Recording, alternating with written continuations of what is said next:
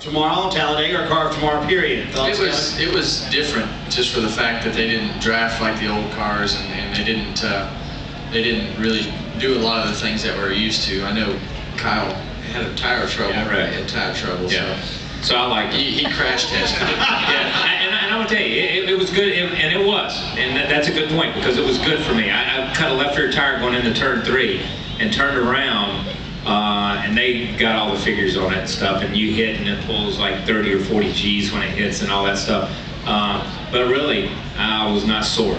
I mean, I got out, went to the infield care center, and I was good on Monday and Tuesday. And that's one of the things, and I think Kevin hit on it right there. It just didn't do the things that we were used to it doing in the draft. It didn't drive the way we were used to the other cars. That's not to say it's a bad car. That's not to say anything negative about it. It's just different than what we're used to. It's different than what you guys are used to seeing. But you got to remember, and this is what I keep hammering in everybody's head every time everybody starts criticizing things, is that the only reason we have the COT sitting there today is because we lost Dale Earnhardt Sr., we lost Adam, we lost Kenny Earl, we lost Tony Roper. We lost a lot of drivers in a short period of time. And NASCAR had to do something safety-wise to make the cars safer. They chose to go off in that direction. And we as competitors have to go in that direction too. The soft wall is a huge plus, huge plus. And I think the guy who invented that deserves the Congressional Medal of Honor. Believe me, I'm telling you as many times as I've hit these things. But the car itself is just different. It's just different than what we've driven. It's not as different for me, and this is what's funny about it. It's not as different for me as it is for Kevin, because Kevin came into the sport when we already had the front air dams, when we already had spoilers, when we already had some of this stuff. I can explain that. Yeah, I don't care about that. And he came into it differently. Remember, you gotta go back. I was here, and when they had steel front bumpers and bias-ply tires, and this car drives more like a bias-ply tire car in the old style race cars. It's just an old throwback to a 1970s or 80s style race car.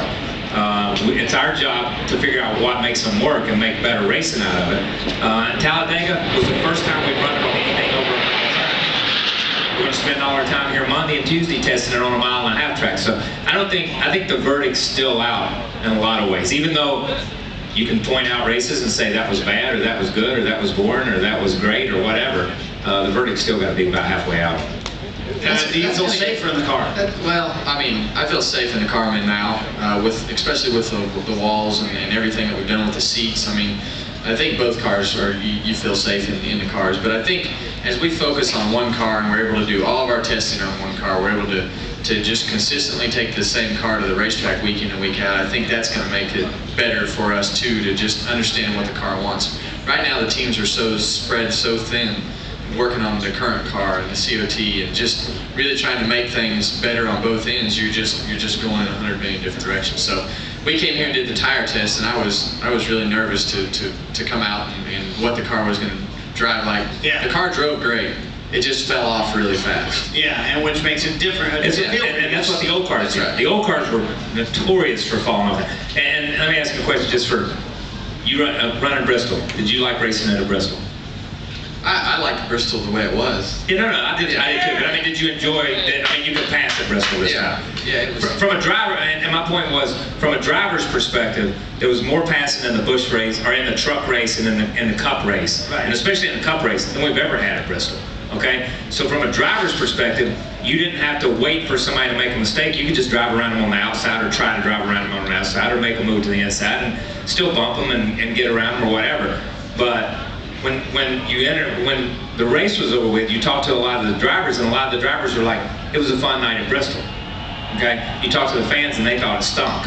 So we've got to find that balance from what, just like he said, once we get focused on one car, we've got to find that balance on how we can get the most out of the car, and then NASCAR's got to find that balance on how they can make the best show for you guys, because that's what it's all about. If you guys don't enjoy it, in the end, it doesn't make any difference whether we like the car or whether we don't like the car. We can complain about it and sit up here all day long.